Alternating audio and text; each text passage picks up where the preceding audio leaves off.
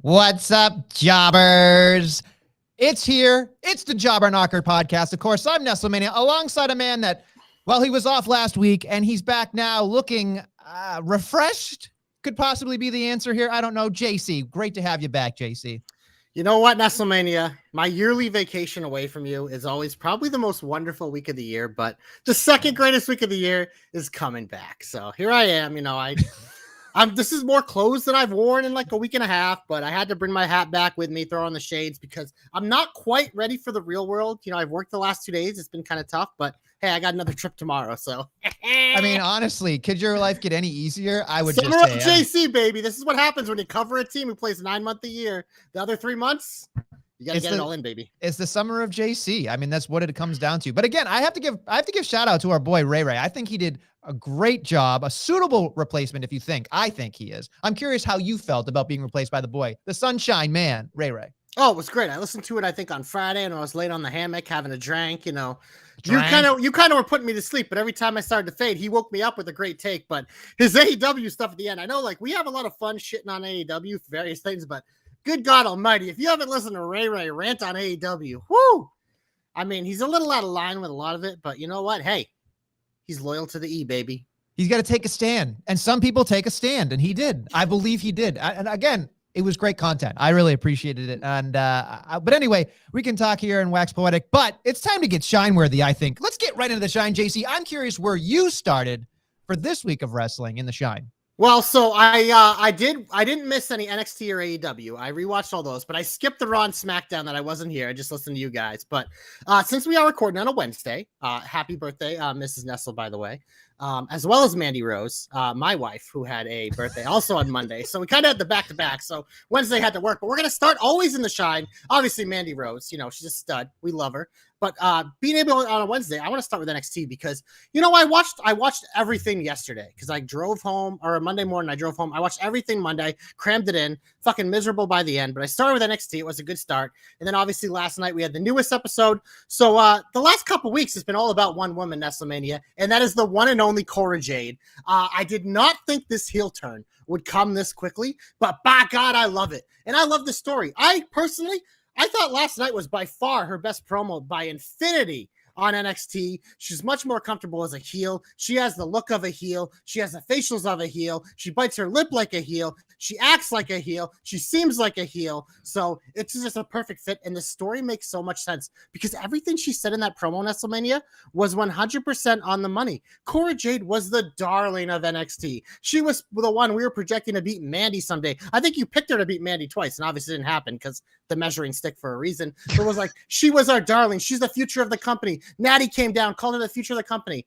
But then what does she do out of the goodness of her heart? Brings in another stud and one of her good friends, the other AJ Lee child, Roxanne Perez, who was a former Ring of Honor champion. And they come in and they do their thing. They're like best friends. Cora's nice to her. But Roxanne, obviously being incredibly talented, kind of takes off. And the crowd just kind of made it all about Roxy. So Of course, Cora's going to get a little jealous. These are young girls we're talking about. They're a little catty. They're maybe not the most mature yet. And so, you know what? Sometimes friendships go by the wayside because these girls are young and they're hungry. And Cora Jade took advantage of an opportunity. She attacked Roxanne. She tried to take her spot in the title match, but Roxy's one tough cookie, so she came out. But you know what, Nestlemania? I love that promo on Tuesday night. I loved her throwing the title in the trash. It's always a great visual. Alondra Blaze loved it too. I don't care how fucking corny it is. I thought it was great. I thought this girl's gonna get so much heat. It's a lot of fun. I enjoyed the bull. You knew what was gonna happen in the battle royal, but I love that she didn't win it and she was thwarted by Zoe Stark, but whatever, another notch in the measuring stick belt. But Nestlemania, I thought there was no better way to start the podcast this week than the MVP of the last 2 weeks, Cora Jade. Listen, I tend to agree with you. I laughed. I laughed. I thought you'd be all over me for this. I laughed really hard when the skateboard broke because it was probably made of like candy or whatever. The like that that when they have glass, the candy glass thing. Like I assume that's what happened. That sucked. But when she did the promo last night or on Tuesday, excuse me, when she did the promo on Tuesday, I literally sat there and I was like, "This is her. This is really her." She can't do the gee golly gosh very well. I looked at this and went, finally, this is more authentic for me. I can watch this. I can sit there and go, she's going to be a snarky little shit. I love it. Like, I love that when you can relate or not relate to somebody, that's where the connection is, whether you like somebody or not. I didn't like her anyway, but now I can respect her and not like her. And I think that's the difference for me. I can now go from watching a Cora Jade match or a Cora Jade promo and be like, la, la, la, la, la, la, please stop talking, la, la, la, and get in the ring and wrestle, whatever. And now I'm like, hey, you know what? Good for you. Because now I'm looking at it like all of this makes perfect sense. But here's the thing now. She's going to know if she can't be in the A feud, she's the B feud. And eventually the B becomes the A at some point. So we know that either Roxy or Cora, whoever gets it at some point, it'll be Roxy. But here's the thing. When it does transpire, now it makes sense. I'm not going to, here's where TJ is going to either throw up or yell at the screen or his poor kid or whatever the speaker when I say this. This is not Johnny Gargano Ciampa, but it could be better. Who knows? I don't know. It could be. Women are catty. And I think that there are certain things that are just better when women do them. And this could be one of them. I'm just saying. So. Yeah, I know you call it the B feud, but it was a centerpiece of NXT the last few weeks. That's part of the reason why I love NXT is because they do it better than any show, including AEW, of elevating everything and that anything can be the focal point of the show. Anything can feel like the main event for that week because everything makes sense. When the stories peak, I love that, those type of things being the centerpiece. It doesn't always have to be like on Raw, the same three people, or on SmackDown, Roman Reigns and the Usos, or on AEW, whatever freaking guy Tony's blowing off from Japan this week. Like that's what I love about NXT because I think it's the best put together show. It's like, and it's crazy too because you have the rawest talent to work with. Like, think about how many new people are debuting left and right. I know, it's a lot. Some people who are veterans mixed with some people who are very green versus some people who are trying to transition to new names and new gimmicks, which that's kind of a segue here because, we're in the shine. NXT, as far as I'm concerned, is like 99% shine. So I kind of want to keep talking about it here because you did ask us in the knocker thread about my boys, the GYV. And man, like obviously I'm sad because what is my favorite thing that was about the Grizzled Young Veterans, Nestlemania? Yelling. They were pretty fucking funny. I mean, they were awesome in the ring, but Zach Gibson just yelling at the crowd. Yeah. And now in this gimmick, obviously, his look is, James Drake looks like that one. Like I actually don't mind as much. I actually thought he dyed his skin white. It was so bizarre. But Gibson's eyes, I forget what is it, Rip Fowler? Rip Fowler. Rip Fuller and then Jetter, something.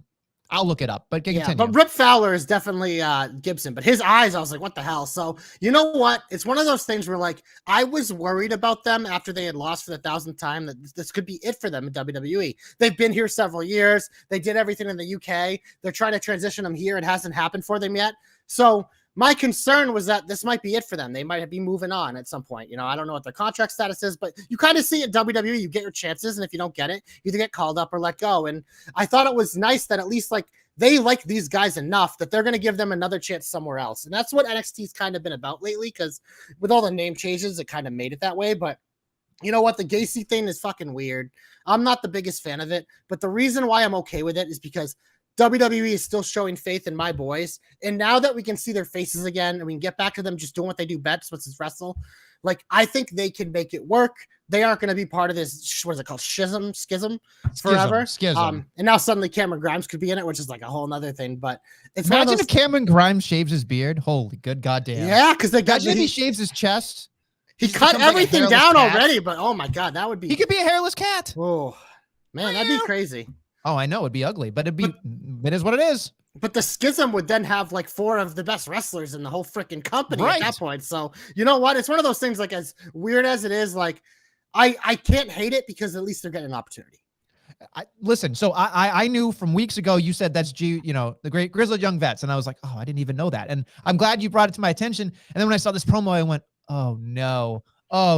And then they did the thing with like the baptism backwards, and they came out with like no grizzle at all. They were very clean cut. But here's the thing.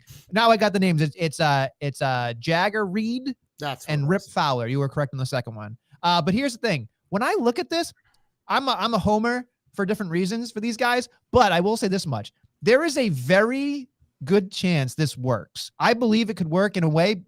I'm not like sitting here going to put the curse on it, but I think when I look at this, I'm willing to give it a shot, right? So when I look at it, I go, it's not the worst thing I've ever seen in my life. And I think that Joe Gacy does a good enough job with people that clearly aren't ready. Like, Parker, he wasn't ready, but he did a really good job in his role. These guys are great in the ring, and I believe give credibility to Joe Gacy. So, and also for me, I'm a big Buffy the Vampire Slayer fan, like huge. My wife turned it on, and I was like, what is this nonsense? This looks ridiculous. And then I fell in love with it. When I look at Jaeger, I say Jaeger, might as well call him Jaeger, because it's spelled the same way. Jagger Reed, when I look at him, I get these vibes of like Buffy the Vampire Slayer and like dark places with candles, and like he's going to take a bite out of you. He looks just like, William the Bloody. I'm not going to get into it. But anyway, he looks like a vampire I could be behind. And then, of course, there's like a Cyclops looking Rip Fowler. I'm like, you don't want to look at him, but you look at him.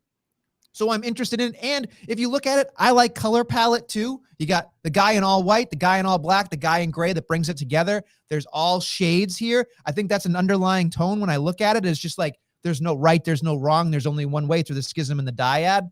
I look at that and I think that's interesting to me. Like I haven't been able to put on the detective hat in a long time. And I believe this right here will get me kind of my teeth back into it, sinking. I'm getting a lot of teeth things today.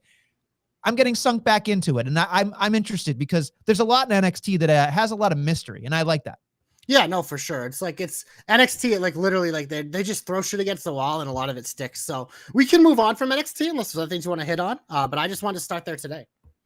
You got the top parts of NXT in my opinion. There's a lot of good stuff, but I mean, there's a lot of neh on it as well. But yeah.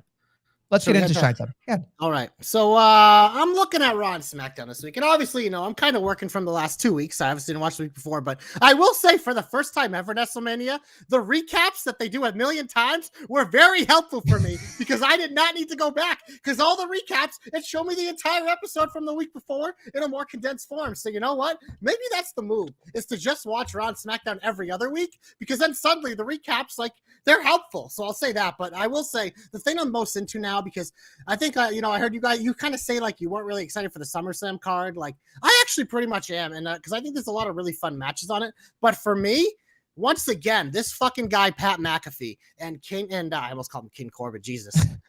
Happy Corbin. Like I am all into this. Like this has just been so much fun from the start. McAfee kind of did what like people were talking about, like referencing how they were roommates and stuff. But I don't know. It feels fresh. It feels fun. And these two guys, like we've seen it with McAfee, just like hit home runs as this baby face, and he's so over. And we know Corbin, ain't no better heels better than Corbin. If there are, well, he's equal with them. So this to me, like this is my favorite thing in WWE right now. On the main roster, and it's one of the. Actually, I am excited for a lot of SummerSlam things we'll get into, but this might be number one. I tend to agree with you that there's like you come for the Roman Reigns and the Brock Lesnar, the possibility of Theory just mucking it up, but then you get the McAfees and the Logan Pauls, and that's kind of like the triangle of why you get a ticket or you go to watch it on Peacock. But then after that, I think it falls off for me.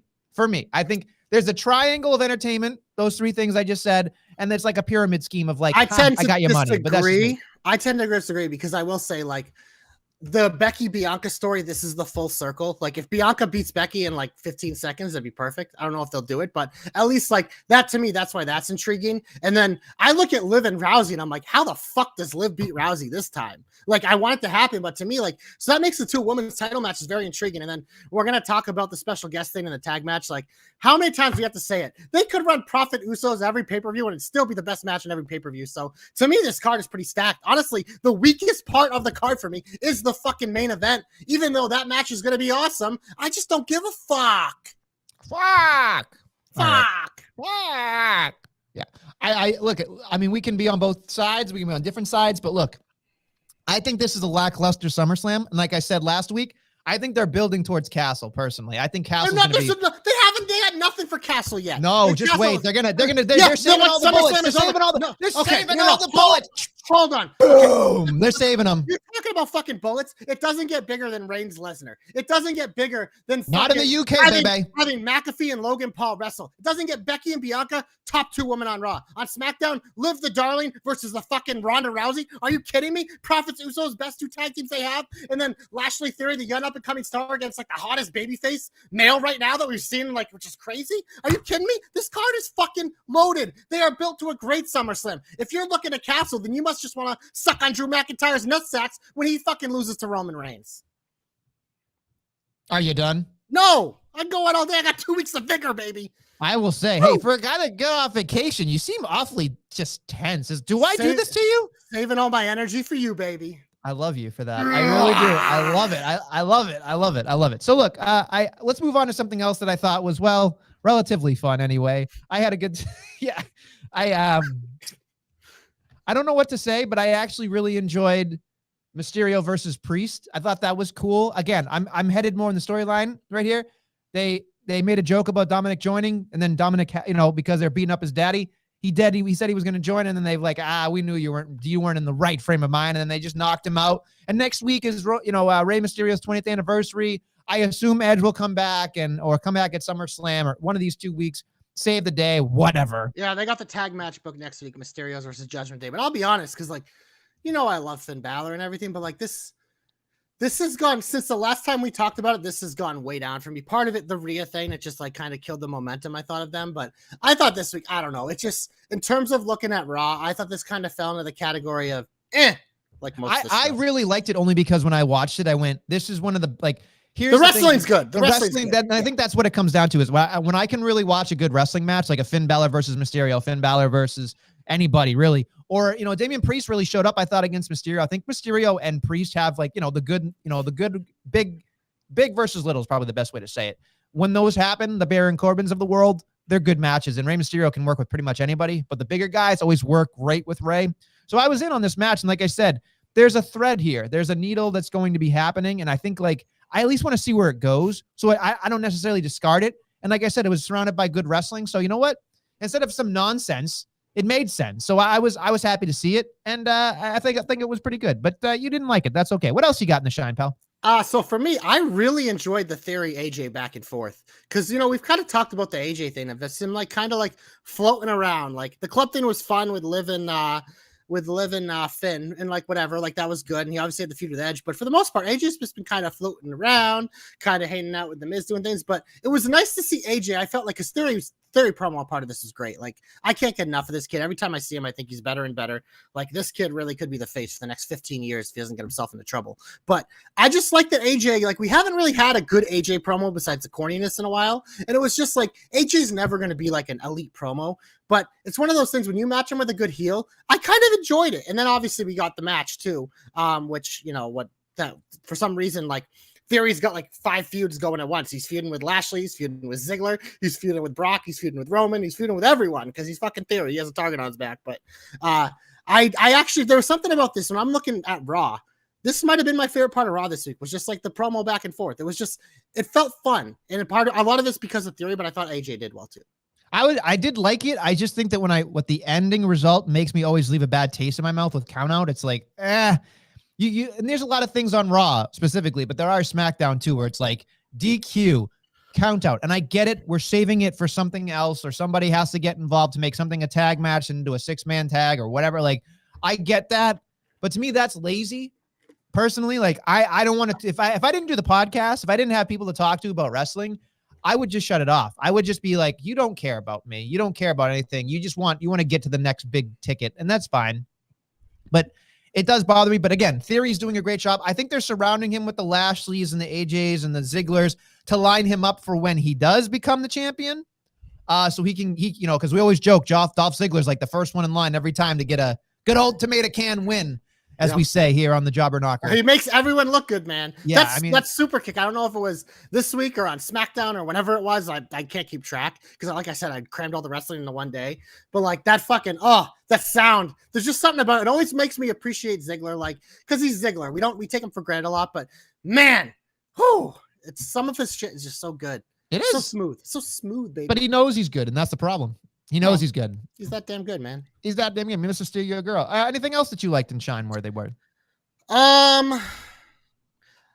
It's good to have heel Lacey back. I know you were kind of poo-pooing this last week, and this was the part where I was rah-rah and Ray. I was very happy because, like, this is what they're building towards Nestle. And I just love that she's doing back. Like, I remember we talked about this with Lacey before she got pregnant again. Like, I love when she walks out on matches and pulls this bullshit because, man, Lacey's just a fucking heat magnet, man. She's so good at it. I think this gimmick is fun I love when it's like, you're not applauding me, blah, blah, blah. Like, you can say, like, oh, it's kind of a rinse and repeat for a lot of things they do, but it's just one of those things, like, Lacey as a baby face was like, what are we doing? I was just waiting for it. And obviously it happened when I wasn't here. But just to watch it this week, she's supposed to fight Aaliyah. Great to see Aaliyah. Love Aaliyah. But she just walks out on the match. So I love heel Lacey. Heel Lacey will always be in my shine because she is a fucking stud. Stud, you say? Stud. All right. Who better? Who better than heel Lacey? Who better than heel Lacey? Look, the promo was better. I'll give you that. It was definitely better. It was better. It was great. I appreciated that. But then she just, then what? It's like, what are we going to do with her? The thing is that SmackDown is so weird when I watch it sometimes when it comes to the women's division specifically, where I watch it and go, okay, it's Ronda and whoever. Right now it's Liv, right? So we're hoping Liv goes. But it's because the other big dog's away. Right. She'll be watching Daddy on Saturday. We'll get to that.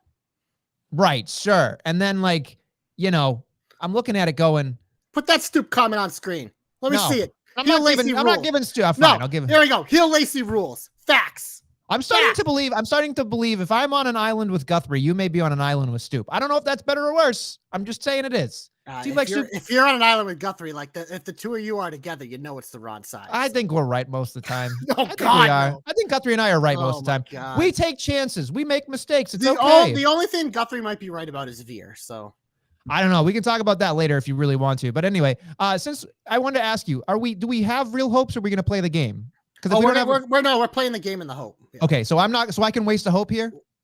Yeah, you can waste my hope. We're doing Maxine Dupree in the hope, baby. Okay, Maxine stuff. Okay, so look, I will say this much. Yes, Ray loves 4 flames of Lacey. I get it. The people know. Let's go. Raise the roof.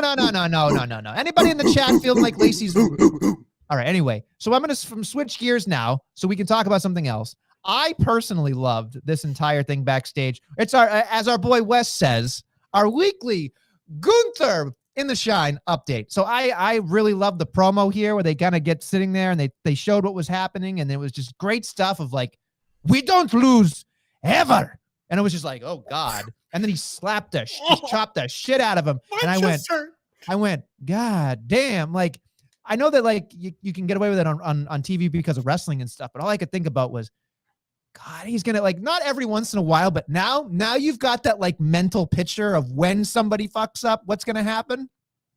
So now you're like, oh my God. So here's my hope, right? I'm throwing this out here. I've got to put it on Twitter, but I want to put this out in the Nestle universe. Here it is, folks. Everybody's been sitting there going, oh, John Cena's going to be the guy, or, God forbid, Cody's going to be the guy that takes away the Intercontinental Championship. All these people are lining up and then eventually, American is not going to, that's what's ringing in my head. The American part, right? When I'm watching about this, I'm thinking Gunther's going to have a good year with this championship. Maybe I say at least 9 months, probably a year, right? At least till Mania, I think. I think here's where I would go severely right or left field, right? Instead of like what people would see.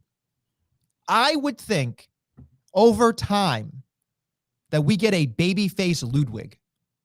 And I think that the chops are enough. The chops are hurting him till that one day where Ludwig just grabs the hand and looks at him and says, no more, throws his hand, walks away, slaps him. And then, we gotta, I think that's cool because we see Ludwig wrestle every once in a while. We know he's great on the stick and his facial expressions and stuff like that.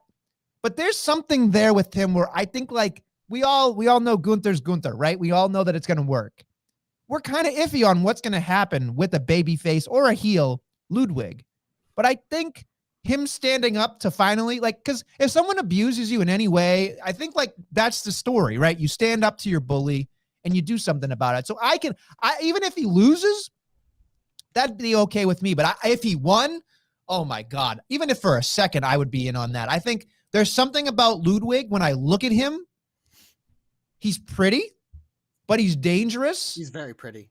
You know what I mean? Like you could put him on a billboard and people would be like, God damn, is that guy in a fucking cologne commercial or is he fucking selling me wine? No, he's a wrestler.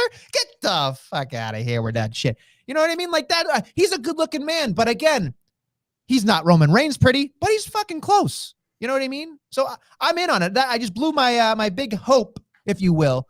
But I'm excited for Gunther to have a long run, but I think Ludwig, you got to keep your eyes on him because this is getting intense. I like it. Yeah, I think it'll be one of those things that like Gunther will be taking out his anger on Ludwig, and somewhere down the line, maybe that's how Gunther is cost of his title is Ludwig cost him or something down the line. So I think that is a good thing because I was not expecting that type of violence against Ludwig this soon into their WWE debut, but I liked it. And I think, yeah, he could be a maximum male model down the line, potentially. He is a very handsome man, but we're going to, like we said, more on that later. Nestlemania, I'm looking at the rest of this. I love Liv beating Natalia. It's great to see a fighting champion. So that's shine for me.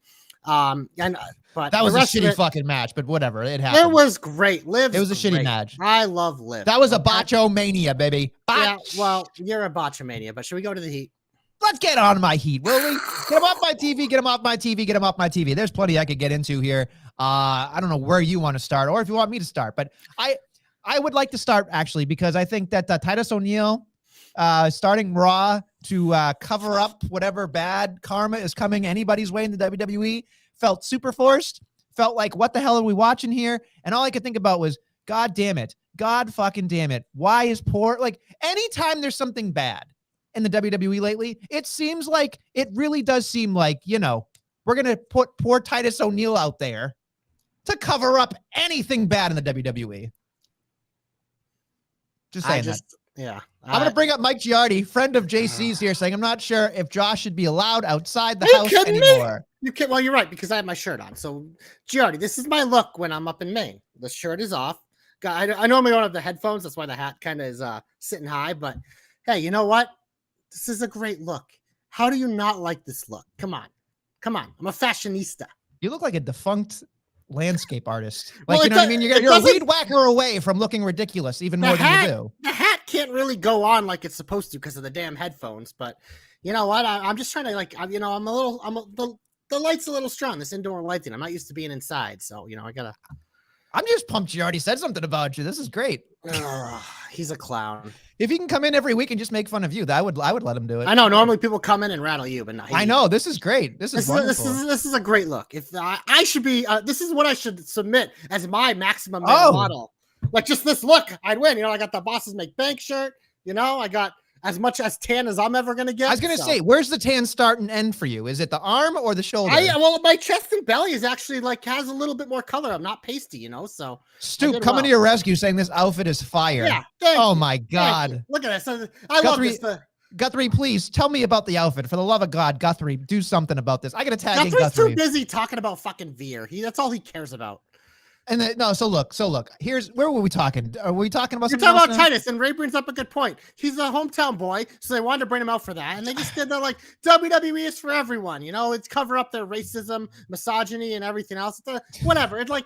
Pay no attention to the man behind the curtain. Here's an awesome guy who started. We haven't seen him for a while. Instead of bringing out the man behind the curtain, who they brought out the last couple weeks to freaking jerk off the crowd, they brought out Titus. Whatever. Ray asked JC, "You want in on the side bet?" I'd win, so I think you guys need to go head to head first. Are you calling me and Ray? Are we lesser people than you? Is that what you're talking about? Not people. You're just lesser models than me. Lesser models? I mean, look at this look. Hold on. Here's what we're gonna do. I don't care what happens. This is what we're doing.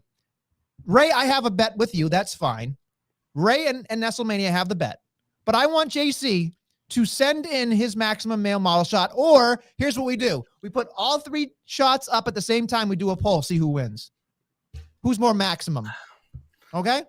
If you want to wear your landscaper outfit, go right ahead. If you want to wear some, you look like you're outside landscaping. You got your headphones on. So if I was outside landscape, my shirt would be off. And we thank you for wearing a shirt because nobody wants to see anything, in that area. I don't know how you feel about nipples being on camera. So, well, depending, you might have to pay for my OnlyFans for that. Do you have an OnlyFans account? You've been gone for a week and you got an OnlyFans account? Hey, you know what? That's sometimes when you got all this going on, you got a group photo.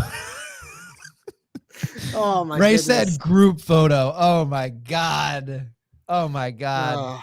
And here's just my boy Guthrie coming to my aid, saying that Nestle's jacket epitomizes what Dupree looks like in the maximum male model. Look, I'm just telling you. But it's what's under the jacket is the problem. Oh, Nestle ain't no Monsois. He ain't no Marseille. He's a freaking. He's like Nestle. I'm telling you right now, it doesn't matter if I've got a bird chest or not. That's very fashionable come Fashion Week, folks. I'm just saying. I wear this jacket. I clean it all the time, but I wear this jacket every week because I have won predictions, but I also look damn good at it. I've got a maroon one. I've got a navy. Actually, I'm going to get some different color ones, I think, because I've learned a lot from mixing up my wardrobe and trying to look better. So I'm just going to say right now, I'm a maximum male model. Oh, yeah. Just wait, folks. Ain't nothing maximum. There ain't nothing model about you. Maybe you got a little bit of male in you, but...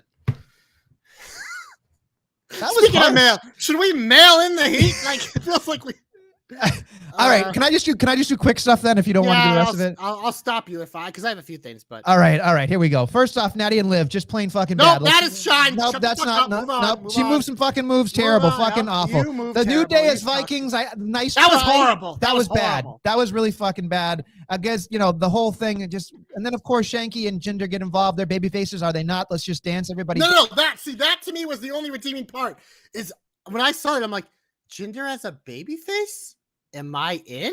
Future of 24/7 champion? Jinder yeah, Mahal? Exactly. Of course. Hey, that title changed hands about 30 times on Raw. I know, and then we'll get to that. So then I'm just going to go rest through SmackDown here. Sheamus subs in. Ridge subs in, even though the poor ring announcer screwed that entire thing up.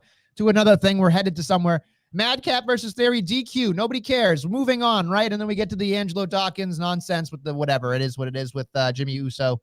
It is a main event, but I'm just thinking SmackDown's kind of cruising lately. And it doesn't really feel like it even matters. Moving on to Raw. Becky Choo Choo promo, which I thought was funny.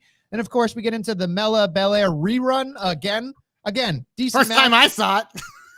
Sure. Felt like it was the 14th time we've seen it. I'm sure it's only the second time. It felt just... Hey, but you know what?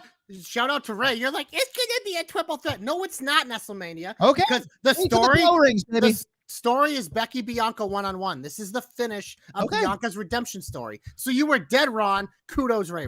I'm not giving anything to Ray till the bell rings. All right. I don't give up. Never surrender, in the words of anybody else. So we're moving on. We're going on to Omos versus Dawkins. That's a whole thing. Turned into a fucking tag match. Who gives a shit? Nobody cares. Moving on. KO and Riddle was weird.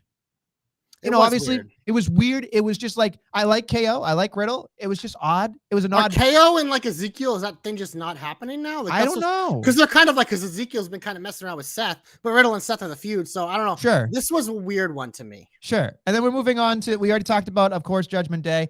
And then, Veer sighting. Since Guthrie's here, or was here, Veer with his boo. That's it. And then, of course, someone says, he must like you. But I think everybody needs to pump the brakes on the Veer thing. I think we just need to veer off the road for a second, take a time out. Let's regroup and think about this, because I think Veer's doing something here. So we're going to be interested. They had to get him on camera. So there's something happening here, but I don't think it's that big of a deal. And of course, we've talked about everything except the one thing that Ray here wants to say. I'll put Ray's comment up here. It says, Logan versus Miz one-on-one. All right. Well, look.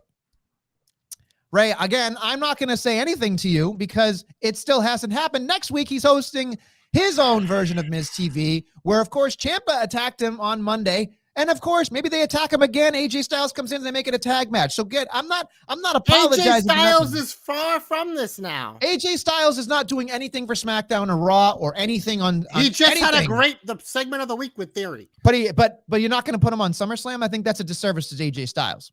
That's me. They didn't put him on Money in the Bank either. I'm just saying, he seems like he's not doing anything. Why not make this a tag match? I don't know. You know what's gonna happen? I think he's just treading water till Edge comes back because they're gonna make them a tag team. For some Oh, reason. for God's sakes. Yeah. Oh, God damn The it. rated R phenomenal superstar. Ugh. The rated phenomenal. Lord. Rated phenomenal. There's the name. Good God. I just have a feeling. I hope you're wrong, but it sounds like I do something too, they but would do. it feels like it, doesn't it? I don't know. I don't know. Ray says triple threat for the U.S. title. I don't believe that at all. They could do that because then you can kick the Theory down the road a little bit. Because I don't think Theory's cashing in. I don't know about. I don't think he's doing anything lately. I think he's just going to continue to hold on. There's more money in him holding that briefcase till WrestleMania than anything else. Because when you do Cody and Roman and fucking Cody wins and Theory cashes in on him, smells like money, looks like money, because it is money, baby. Also, we're going to go over to NXT real quickly. Axiom, nice try. You know what I mean? That when I watched that, I went, that's rough. I had no idea that was A-Kid because obviously, I think they just started the vignettes for him, so I didn't really understand what was going on. But when you tell me there's a mathematical equation, when they said he's the mathematical superhero, I was like, huh? And then literally they said that like 50 times, and I'm just like, stop. That is the dumbest name. This poor guy, he's a phenomenal wrestler, but he's the type of guy when I look at him in WWE when they don't have a cruiserweight title, I worry about him. Yeah, I mean, there's not a lot going on here. I really think there's a lot. Axiom is a much better name than A-Kid, though. I'll give him that. Oh, I know, but Axiom, like I said, does anybody care about math? I certainly don't. It was my best subject, and I hated it. Right, I went to college and didn't take any math courses.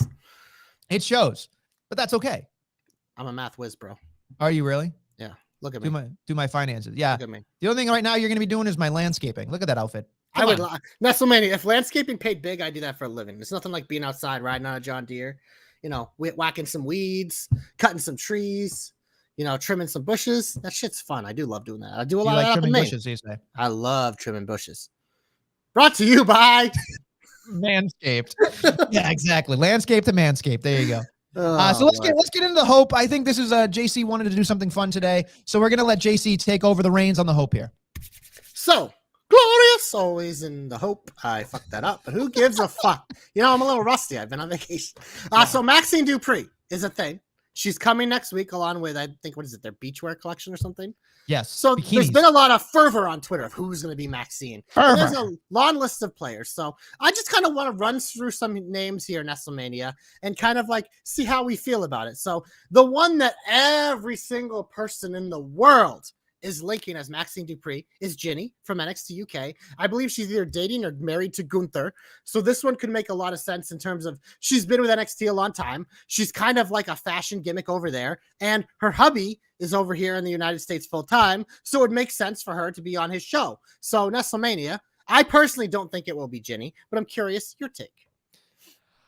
Ginny would be a slam dunk, I think. I don't know what they're going to do with it. I don't know. It just seems like we can get away with it. I'm not necessarily up to snuff on it, so I would tend to hope that it's not. Guthrie thinks it's Stratton. Get the fuck out of here with that. Stratton's on my list, but she's on my list to say no because she doesn't need it. And she's also not ready for the main roster yet. She has plenty of good time to do in NXT, but I mean, she doesn't need it. And she is so good on her own in this type of gimmick. It's not I get the comparison, but I'm not with her. And our boy Ray jumps in saying Guthrie's so wrong, Stratton ain't done in NXT. I agree with Ray on that one. We can attend to agree on that. Here's something that I think is an outside shot. I think there's an outside shot of Xia Li. So she actually I didn't put on the list. She's obviously not really doing much, so why not? I think that's why. We've seen the bikini photos on Twitter. She could clearly be a Maxine model. A Maxine model, yeah. Yeah, she could easily be Maxine Dupree. That wouldn't be my choice. I don't think it's there. The other people on the main roster, I think you mentioned Raquel Gonzalez. Yes. I don't see that because that doesn't make any sense to me. But there are some other interesting ones. This one I thought was funny. Some people said this is how they're going to bring back Io Shirai. Oh, could you imagine the internet's freak out? Good Lord. Hey, there's the rumors of her possibly leaving or whatever, but she kind of on Twitter was she should vomit. Talking about, because she has always been someone who wants that chance in the main roster, so I do hope it happens to her. Most of the names I do have are NXT people, so we can go kind of rapid fire here. Sure. Ariana Grace kind of has the model look. I don't think she's ready, but maybe. The other new one, Kiana James, had a good showing in the Battle Royal last night. She's more of that nerd thing, so I don't think they're going with her as a Maxine Dupree. No, I don't think any of these are good. Good one. Your girl Sophia Cromwell is with your boy. Why is she my Von girl? Wagner. I meant she's with your boy Von Wagner. Thank you. She could definitely do it. But oh she my seems God, can we stop busy. for a second? If she's in there, do you realize? Yeah, I know. My hope. That's why it's on the list, Nestlemania. There's a chance. If that happens, Maxine Dupree. If that happens, somebody better take my pulse. I'm gonna go through the roof. Actually, let me put it this way. I believe I'm gonna go through the roof, folks. I'm excited. So some other names I have: Electra Lopez. She seems a little busy. Probably not her. Indy Hartwell. Probably not going to happen yet, even though I think she's someone who could be called up soon. I had some fun names on this list. It's kind of funny because she came back this week. I put Zoe Stark as a joke, but not happening. I don't know if Saray's injured or something, but I don't think it would be her. But I have two names left on my list, and one is who I want it to be. The other one is one that I thought would be another one that would freak out the internet, but would be so interesting. Bailey's nearing a return. Could you imagine Bailey being repackaged as Maxine Dupree? Oh God, if that happened, good Lord. Could you imagine? I don't know. It's all happening in Boston this week on Friday, and Ray says, who's going to be there? I can't because I got stuff to do, but yeah, I'll be on a beach in Connecticut. Yo, excuse me again. He's a maximum male model. Instead of maximum, he's a medium male model. It's fine. Yeah. So my last name, Nestlemania, and this is my pick. And I already forgot her WWE name, but because the way I look at Maxine Dupree, I don't think she needs to necessarily be a wrestler. I see her more of like a manager or a spokeswoman. Quinn McKay. Quinn McKay is my pick to be Maxine Dupree. She's done, I believe, some ring announcing with, I think it's on Level Up. I don't know if she's been on NXT yet, but I think she's someone who would be a perfect sidekick to Max Dupree. If you follow her on Instagram, you know she can pull off being a Maxine model. But she's also she's a good talker. So I think she could pull it off. And she would actually be my choice as who I'd like to see be Maxine Dupree. I really like Xia Li. I think that's a great idea personally, but it is what it is. She's not doing anything. She's not doing anything. So you have to sit there and you have to think about this. Would you rather Xia Li be on the sidelines or would you rather Xia Li do something? And Quinn can do a great job too. I mean, those are great. If Cromwell's in there too, there's three people right there that I'm excited about. Three people that I could be excited about. Don't let me down. The Xia Li thing, I think Maxine Dupree, she has to be more of a manager type, talker type. And I don't think Xia Li fits those roles. That's why, I don't see Maxine Dupree as a wrestler week to week. I think she's kind of like a side piece to get over Monsois and Massey and Max Dupree and a more manager type thing, especially as Max begins to wrestle more. So I think that's why I think Quinn McKay would be the perfect person. And you're high off your rocker if you think they're going to let Max Dupree wrestle, but that's just me. They will, because everyone was like, they're never going to let Ludwig wrestle. And then he got to win his first tag team match. He wrestled last week. He's wrestling again this week. That's the things when people threw temper tantrums about Adam Cole debuting as a manager. It's not a fucking bad thing, man. You've got to, in WWE, you've got to get your foot in the door somehow. And the easiest way to do it is to be fucking entertaining. If you're good enough, the wrestling will come.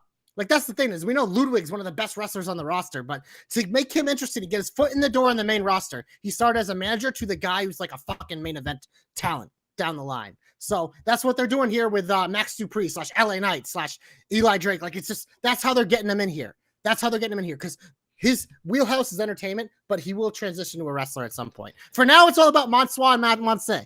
I just love saying those names. Monsois and Massey. How about Nestle? Lame. Jesse!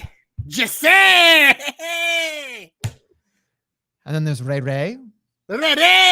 Catherine! Dane! Dame! Conway! There's all of them. All the knockers. Could have French. Joe Stopper! Joe Stopper! You sound like Joe Stopper is like Pepe Le Pew. Why did you do that? Well, because I'm getting a little bit of my, Giuseppe. You were happy for all of them. I'm getting a little bit of my Italian in it. That's the problem. I can't. Yeah, you see, you're getting Italianized. You can't do that then. That's not fair. Italians, there's plenty of Italian mouths. Giovanni Vinci would be a perfect male model. That guy is so not fun. Oh my God, I love his gimmick, dude. You don't like it? Every time he smiles, I'm just like, he just looks like a thumb in a suit. I don't care. I love it. And his match was at Wrestle Apollo this week. This is what he looks like, folks. You can't see it if you're not watching, but there's a thumb. Put him in a little jacket. There he is. I'll take a photo. Handsome thumb. Don't touch the fingerprints on the car. Can't believe he's going to face Andre Chase. It's going to be great. What a setup. Andre Chase. Yeah, they're back. First off, Guthrie, I love you, but what are you talking about? Lash Legend has 2 left feet, cannot wrestle. She's done. Well, She's then she'd terrible. be perfect She's for this. Terrible. She'd be perfect for this. Terrible. Nestlemania. She's a big time athlete, former WNBA player. She has charisma. She is going to get all the chances. And she'll probably get there. She's never going to be an elite wrestler. No, but never. She could have a very long career. And honestly, this type of role would be perfect for her because be a lot more of this than a lot more of the wrestling. I'm telling you right now, when I say 2 Good left call, feet, Guthrie. I would say this much. 2 left feet in terms of wrestling. Footwork in wrestling is different than footwork anywhere else. And you know that more than anything, Guthrie. I've watched you wrestle. Basketball is very important with footwork too. I know, but it's different. It's just different. It's just different. I think a big thing for her. Here's the thing. No, she's very tall. She chews up scenery. Most of the women that we see wrestle are a lot smaller. We saw like a lot of like women that are either taller or bigger. Or like it's definitely a different game, and it's a lot harder to have the type of fluidity. Like that's why Charlotte has always been so impressive because she's so freaking long. We saw how clunky she was when she started too. But it's just like it's a lot harder to become smooth and to be smooth when you got all that extra length going on. And Lash is more length than anyone. She's a former basketball player. Lanky Lash. That's what they should call her. Lanky. Exactly. Guthrie hit the nail on the head. She has the mic work. And that's what I'm looking for in Maxine Dupree. It's a manager / Maybe I'm wrong. I probably am. I don't know. Well, I'm just saying, it's when I think of Maxine, I'm thinking like, come on, Cromwell. What if it's Maxine? We didn't even bring it up. From way back? From way back. She managed, was it Derek Bateman was his name? Yeah. EC3? Yeah. She was Maxine. Oh my God. She was, I got a sunburn looking at her, baby. Well, she was great on Lucha Underground, so. Yeah, she did go to that too, but yeah, no, she'd be perfect. Her name's already Maxine, so why not? But I don't know what she's doing nowadays. I don't know. When it's somebody that none of us have named, we're all going to be upset anyway, so I mean, yeah, no, and I won't be upset because I'm intrigued. I love everything about the MMM, and the fact that they just keep adding to it, I think is fun. It's fun. SmackDown needed something fun. Yes. Because without the tribal cuck, there's been big holes in the show. And New Day tries to be funny with their Viking shit, but I think it was right. I can't take the fucking heel Vikings seriously yet. They're too fucking hokey. And the New Day going hokey is just like, okay, but not funny clown show. This is the type of clown show that I like because it's great. And fucking Max Dupree is a stud. Clown shows. Hey, you had to work in a tribal cuck, didn't you? We'll get the t-shirt out soon, I promise. Fuck him. He's coming back to Raw. He should come back to Raw to relinquish the titles. Wow. He defended him once since WrestleMania. # not my champion. You know who the real champion of the year is so far? The measuring stick down on NXT, because she defends that thing like every other fucking week. Look at her fucking notches. She has more notches on her belt than Roman now. She surpassed him in like half the time because she's active and she is the. She has nowhere else to do anything. But Mandy is the tribal attraction. Okay. # measuring stick. She definitely didn't defend it like a couple of weeks before last week. She definitely always defends it. No, if you look at how pretty much everyone in that battle royal, she's beaten. Like that's why it's like Zoe Starks. Yeah, exactly. That's why she had to win. But and she already beat Indy Hartwell. She already beat Kaylee Ray or Alba Fire. She's like just everyone. She beat Cora Jade twice. She beat Roxanne. Fucking, it's just like everyone. It's like she's beating them all. So eventually she has to lose, just like Roman Reigns. So she ain't losing to Zoe Stark. I think we can agree with that. All right, going to our comeback. Would you like to start or would you like me to go? I would. I'm sticking with NXT. You know what, Nestlemania? And I thought this day would never come because there are certain wrestlers that I like to pick on this podcast because they are fucking boring. I don't care how good of a wrestler they are. They fucking put me to sleep. And no man has filled that moniker better than Roderick Strong.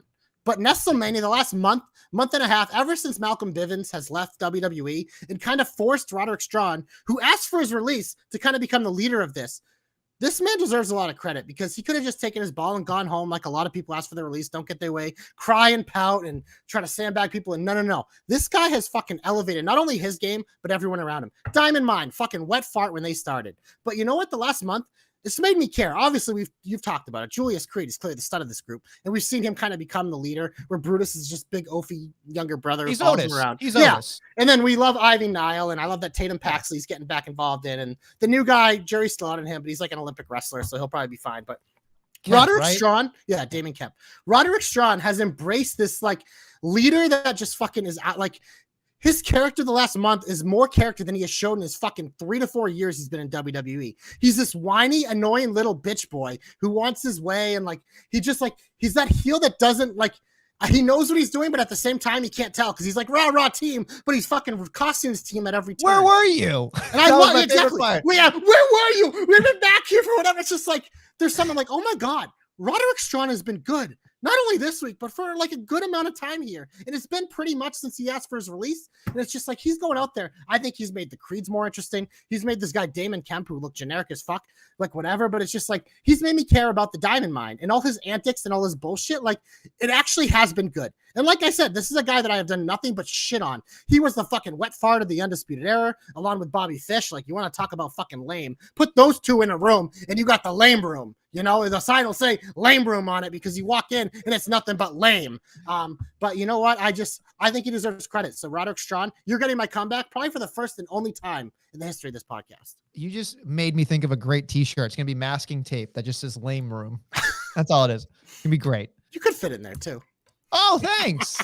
Going on to my comeback. You deserve this one. Ladies and gentlemen, I'm going to give my comeback to JEFF. JARRETT. That's right. That's double J, Jeff Jarrett. I'm excited for Jeff Jarrett to get 2 paydays next weekend. He's facing a man who shouldn't wrestle, and Andrade versus Jay Lethal, you know, all that stuff. Like I don't necessarily, I didn't get excited for it, but good job getting a payday. And then it's pretty much Andrade versus Jay Lethal. Right. And then of course, I'm sure guitar smashing, and then fucking Flair showing his ass, cutting his head open. No, the night's not over until Flair does, come on, you know, and then, you know, probably wins or lays on his back. I don't know, whatever. But anyway, it is what it is. It's a very odd situation. But the one thing that piqued my interest for SmackDown was they were like, oh, special guest referee. And then there was Jeff Jarrett. And I went, huh? But then I thought about it, Nashville, big deal in Nashville, ties to everything in Nashville. Maybe he'll spike a rating. Maybe he'll spike things. I don't know if he's going to show up on Friday. We'll see. I guess it would be better to just leave him till the day of, you know, of SmackDown of SummerSlam. But I'm excited for Jeff. I've become a fan. I was not a fan of Jeff Jarrett for a very long time. He did his job very well. I hated him as a kid. Thought he was kind of, you know, but then listening to his podcast and his mind for the business, I appreciate that. So when I look at this, I think he's going to do a great job. And then here's the thing about a special guest referee sometimes that I really don't like. They take over. Like the focus is on the referee. I think Jarrett is going to be big enough to be in the matchup, but not take away from the moment if the Street Profits win here, which I don't know is going to happen. But, you know, I think at least he's suitable for what it needs to be. He's not going to sit there and be like, oh my God, I can't believe they got this person to referee. It's like, you know, it's like, okay, he's there. He's going to have a factor in this matchup. I'm interested. So I think they did a good enough job with that. And like I said, he's going to get 2 paydays. He gets my comeback. Nobody works the business better than Jeff Jarrett. The last part you said is absolutely right, but Jeff Jarrett has never done anything for me. But I'm not going to hate on him because, like you said, that man has found a way to make himself relevant his entire life. So good for him. But Nestlemania, we're going to head on to the big all finish. On SmackDown, I believe the only thing booked so far is Ludwig versus Nakamura, which we assume Nakamura will win. And that'll likely be a Clash at the Castle match, I think, because we know Gunther's going to fight there. Nakamura is super over there. I think that is the perfect matchup to have a nice long match at Clash at the Castle. So I think we're probably in agreement there. On Raw, like you mentioned earlier, the 20 years of Rey Mysterio, it'll probably be similar to, I believe they did a Cena one and an Orton one recently. So we also have the tag match Mysterios and Judgment Day, which I'm curious, how do you think that will play out? I think that the Judgment Day has to win, or if they're going to win and destroy them and Edge comes out, or they're going to lose and destroy him and then Edge comes out, because either way, Edge comes out. If he doesn't come out, then he comes out at SummerSlam. Like, we can't run this back if they're going to do it on, you know, they're going to do it on Monday. They're not going to run it back for SummerSlam, I would hope, because there's no meat on that potato. Yeah, I think there's something happening here, whether a return or a debut or something's going to happen here in this. I don't think it's just going to be a straightforward thing. We also have the return of the Tribal Cuck on Monday. And like you mentioned, Logan Paul hosts a show. They gave it a name, but I don't remember what it is. Whatever his name, his podcast is. I think it's like Imperfect or not Imperfect. Yeah. It's something like that. I don't listen to his podcast, but I'm sure it's great. So we'll probably talk about this next week too, because I think we'll be back on Tuesday as far as I know. But NXT so far has Grayson Waller versus Wesley. I'm excited for that. It'll be a great match. Zion Quinn versus Apollo Crews. I kind of want to stop here for a minute because I saw some comments by Zion Quinn that since they let him turn heel, he feels more comfortable and likes it. But like, he's a guy, when I look at him, I'm like, this is a WWE superstar. But every time, the minute he talks or do anything, he loses me. There's something missing for him. Do you agree? I think he's trying. I do too, but he might need a manager. I don't think, here's the thing. I think if he didn't talk and he had someone talk for him, he'd be perfect. But every time I watch him, I think to myself, I hear your voice doing the Vince McMahon voice going, he's a pussy. Like, you know what I mean? And like, I know he's not, but he looks like a badass, he looks like a badass. But when the mouth opens, you're going, oh, Yeah. you're just a guy. You're just a guy. And that sucks. It really sucks because he could be a replacement Roman Reigns. You look at him. I mean, yeah, you got the that guy's like, you want to talk about factory pumping out people. Yeah. I mean, that looks like Roman Reigns with short hair. You know, like that's a good looking man. And Zion Quinn's kind of a cool name. So yeah, it's cool. Two places. I mean, obviously it screams male model. Wouldn't have to talk there. But the other one, if he's going to stay in NXT, is you know, Von Wagner has two managers. Why not throw him in with them? That would work. I mean, imagine him walking out with Sophia Cromwell. That's going to make everyone titillized in the audience.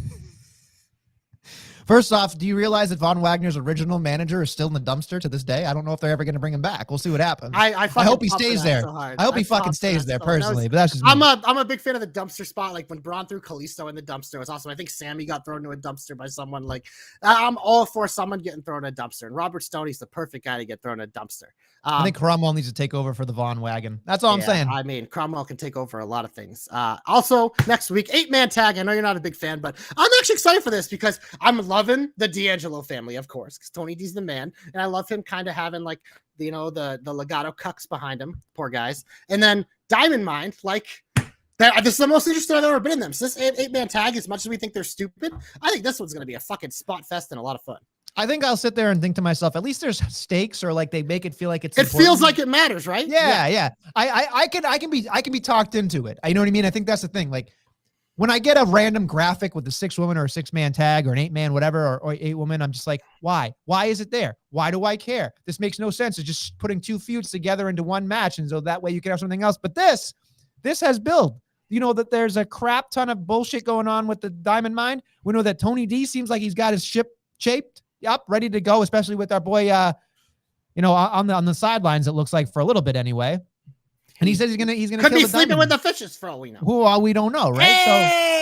Hey! So you know, I think again, when you do it correctly, it's okay. Now, if you make a division over it, I'm gonna jump off this entire podcast because I can't do it. No, that's an AEW thing. But Nestlemania, speaking of, we're gonna head to AEW. Look at this, Ray. This is for you. 57 minutes in, we're getting segue, to baby. Ray's main event. AEW.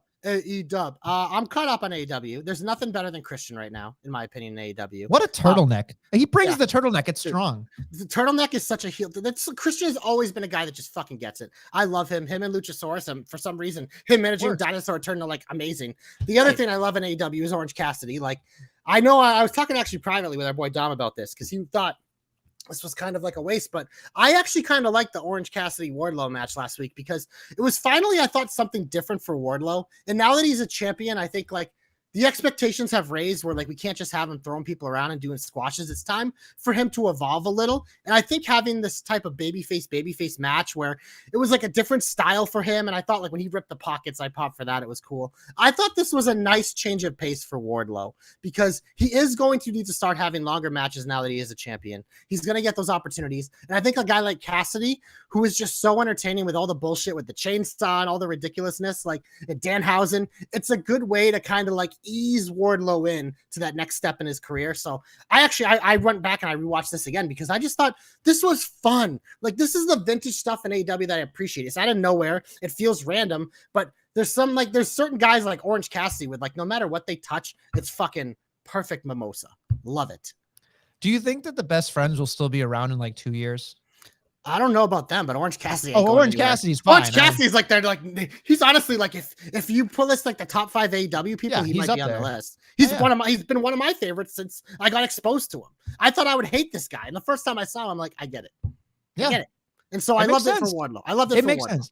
And I think Wardlow does a great job anyway, but I think they did a great job of not character assassination. They didn't do it. I think that's important. I think we were all kind of worried about. This is what Dom and I were kind of talking about. It's like, obviously we know MJF and Sean Spears did so much to prop him up, but like there's no chance he doesn't fall a little bit off of that because you're not working with MJF anymore. It's like when you go from working with the Miz or KO or Corbin, it's just like, it's different now. So I was a little worried, but I thought this was a step in the right direction because if he can do this type of stuff, then he's going to have a long career. Yeah. Whether it's here or whether it's elsewhere. If it's elsewhere, this type of stuff he'll be doing a lot more of. So I don't know if you have any other AEW thoughts for me this week. I just wanted to say very quickly, I was thrown off that the Swerve Confident Man and of course Keith Lee win the tag titles, and what I thought was a lot of fun match. But I was concerned because obviously we've been told by Keith Lee, so it's a real thing, that he's going to be taking a step away. It was odd to give a man a championship who may have to deal with something personally. So hopefully it's not that bad for him or his family, so he can come back. It was odd to me. And again, this is the only thing, and someone can tell me to shut up, and I'm sure they will. AEW, they stand. Like they say this is a pillar of AEW, is that they have the best tag division in the world. And then they give the championships to these guys. And I'm like, what? I'm like, you're just the WWE. You absolutely are. And don't pretend that you're not. Like, you didn't give it, like, at least Ricky Starks and Powerhouse Hobbs, again, not really a tag team. They've been a team. But they're a team, right? This just got like thrown together, and it's like, and they don't like each other. Like they know it's. But no, I'm glad you brought that up, because if this happened in WWE, there would have been an upright. Think about it, especially the way it ended. Like, because everyone was mad about Keith Lee in general. He should have been pushed to the main event, and he wasn't. Whatever, they ends up getting let go. And I remember I was talking about this with Dom too. Dom and I had a little side talks. That was great. Yeah. So when Hit Row was getting called up, Swerve obviously was a centerpiece of Hit Row. He was the singles champion at the time. They got drafted to SmackDown. But it was the rumors were going around that Vince really wanted Top Dollar to be the face of it and Swerve to be thrown in the tag team with your boy, the Army guy, who I don't even know his name. And the internet went crazy, like, no, Swerve's the leader. He shouldn't be put in a tag team. This is bullshit, whatever. AEW literally signs these two guys, has nothing to do for them, buries them on Rampage every week, then throws them together as a hodgepodge tag team. Two people in WWE that everyone wanted as singles guys. And now it's like, granted, these guys are great together. I actually personally love watching these two guys work. I think they're both top-level talents, but it's like, you brought up the best point. Like, I personally don't hate it, but you got to call a spade a spade. If this happened in WWE, there would be a fucking mutiny, and you would be bitching about it. But it's in AEW, so you think it's great. But it's the same fucking thing, especially them winning. Like, the Young Bucks turned out to just be transitional champions. Like, whatever. It's obviously, we knew the Hardys were supposed to win these titles. Then Jeff Hardy did what Jeff Hardy does, and here we are. So maybe it's one of those things where they're going to have to probably give them up, or maybe Swerve finds a replacement or whatever. But this just seemed like a way for Tony. I kind of said this to Dawn. I'm like, I think these are two guys that are really good sports, but I think this was Tony's way to take two guys that probably could become disgruntled because he doesn't really have much for them to doing, and they've kind of lost all their big matches and maybe haven't been featured besides on Rampage. This was kind of his way to maybe give them something, just to like kind of hold them over. And it seems like he's done that a little bit here with the tag team stuff recently. So, but I am curious to see how it plays out, because like you mentioned, we do have this stuff going on with Keith Lee. And like I said, in the ring, I enjoy them, but you got to call a spade in this scenario. Yeah, I just want to make sure that was a topic, because I think that it's important to definitely say it out loud, because these people, you know, whether you like WWE, whether you like both, or if you just like AEW, that's fine, whatever. But like, let's just like wrestling. Let's like what we do. And that's all. I mean, that's really what I want. I just don't want to hear any more bullshit about it. No, I agree. And I think that's why it was a good thing to bring up. At Nestlemania this week, we have part 500 of Fighter Fest, and I actually have a Rampage match for once that they have booked. But we have the main event, I'm assuming, of Dynamite, and I could give a fuck about this. A barbed wire everywhere death match between Eddie Kingston and Chris Jericho. They've had about 3 or 4 singles matches, and one was enough, but this is the never-ending feud of fucking, I don't know. At least I just like, I'm so over this. I love Eddie Kingston. He's one of my favorites. I could give a fuck about the Jericho Appreciation Society. A barbed wire everywhere death match. Like, what are we doing? This is blood for blood's sake. Like, it really is. And so when I watch, we just had a blood for blood's sakes match. I think the issue is you gotta have, you know, Eddie win to go over. So it's a big deal. He finally gets his, you know, tap out Jericho maybe with barbed wire in his mouth or something. Jericho's willing to do it to make sense. Can I switch gears real quick? I just wanted to, you're gonna end up saying this, and we're not adding it to the predictions because we weren't prepared for this, but Death Before Dishonor, I believe, is this weekend. And I just wanted to say this much. I believe personally, that you sign somebody like Claudio Castagnoli, right? He's going to have a match against Jonathan Gresham, which again, will probably be a fantastic wrestling match. Everybody's going to talk about it being the match. I do want to see that, because those are two of the best technical guys in the world. But here's what my plea is. For the love of God, please don't let Claudio win the world title, because here's my caveat. He's going to. That's the world title he's going to win. 100%. I know, that's the thing. If he wins that one, it's like a wet fart to me. Isn't that the first one Cody won though too, or did he win? Here's the thing. First? He needs to win the AEW championship. He's not going to though. But that's the thing. He needs that to be, to me, solidified when it comes to not winning the WWE. Like, you win the big one. You don't go to the sister. It's like, oh, if he got demoted to NXT and won NXT world title, I'd go, nah, not really, though. He's not a world champion to me. You haven't won a world championship until you become the AEW champion or you become the WWE, Universal, WWE, whatever that championship is. That's what it is to me.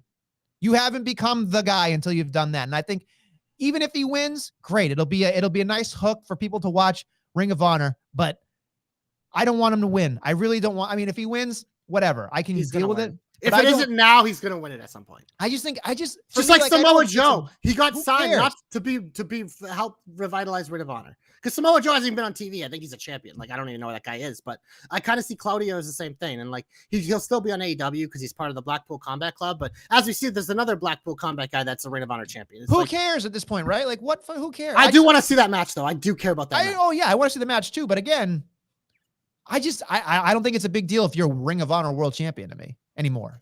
I mean, I don't disagree. Not as much as an AEW or WWE champion.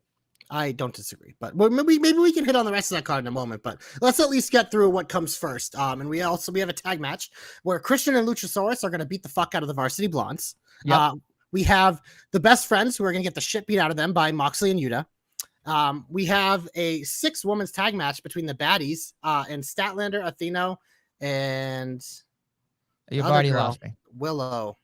Willow Nightingale. Yeah, I got to see Kiera Hogan wrestle. I'm happy about that, and I like the new girl. I think she fits in with Jade. Yeah, I love Chris Statlander and Athena. So, but yeah, I could give a shit. And then we also have what I think will kick off the show. Brody King, who's getting a big push lately, taking on Darby Allin.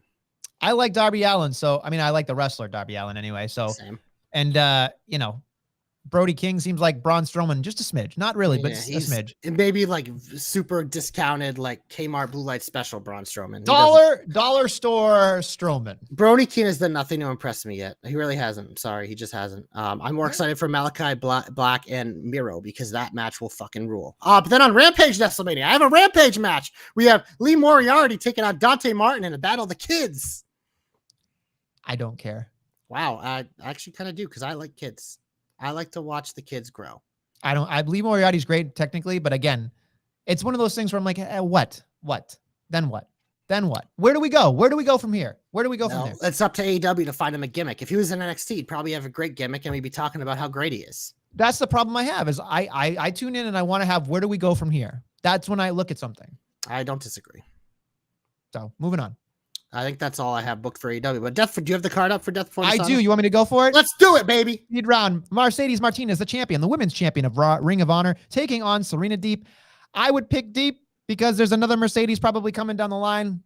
But this is where the technical wrestling. I think we're gonna go Serena Deep personally. She's already had it, I believe, and Mercedes Martinez is gonna retain. They're just trying to make her look good. Okay, your boys, probably the match of the year here. 2 out of 3 falls added on Twitter last week. The FTR 5, 6, 7, 8-star FTR. Dax and Cash taking on the Briscoe brothers. Obviously, this is to me going to be FTR's night to just solidify it. Let's get it over with. Let's put it on a jar and say they're the best in the business. Let's just. And Dax, I believe it was Dax who said it on Twitter. He's like, "This is probably the last time you're ever going to see these two teams wrestle," meaning that the Briscoes are probably this will be it for them in Ring of Honor / AEW because Tony's already said he doesn't want to sign them. But I think this is just probably like a thing for FTR to put the bow on it. Like you said, probably will be a match of the year candidate like their other match. This one is going to probably be even longer. So between this and then the Claudio Gresham match, those are the two I'm going to seek out. Moving on, we got Wheeler Yuta versus Daniel Garcia in a pure wrestling rules match. To me, again, it's not for me, so I'm not excited for it. What is the pure wrestling rule? What does it mean? Well, I don't want to get into it, but basically, there's like you get certain amount of rope breaks. I'm already bored. If there's that many rules, I'm already bored. Wheeler will probably retain. I would think Daniel Garcia Daniel Garcia because at least they're doing something. So it's what it is. Moving on, we have Samoa Joe, everybody's favorite snore, versus Jay Lethal with the big guy in the background and Sanjay Dutt with a pencil behind his ear. Because why is it there? Nobody has addressed that. It's a thing. But anyway, I would assume that Jay Lethal will end up winning this because Jay Lethal needs to be in the Ring of Honor to make anything happen. So question. Yes. The Ric Flair match, is that this weekend? Yeah, this is what I'm saying. So Jay Lethal's booked in 2 matches this weekend? Oh, yeah, baby. He could have got your comeback. What day is this? This, I believe, is Sunday. And so the Ric Flair thing's on Saturday? Oh, no, this is Saturday. I don't know. This is a good question. I don't know. Now I'm confused. This says the 23rd, so that's Saturday. I want to take Samoa Joe, but it also, like, I don't see how the big goon doesn't cost him, so I don't fucking know.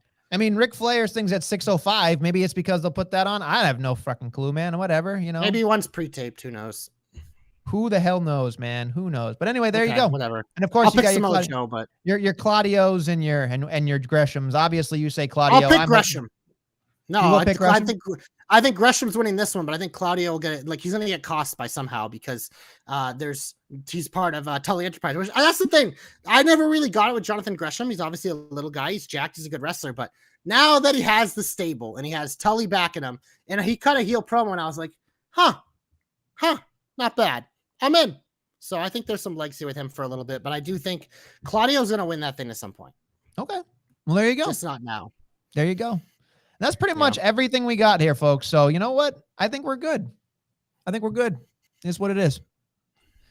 On that note, thank you for listening to the Jobber Knocker. We'll be back next week with more Jobber Knockery.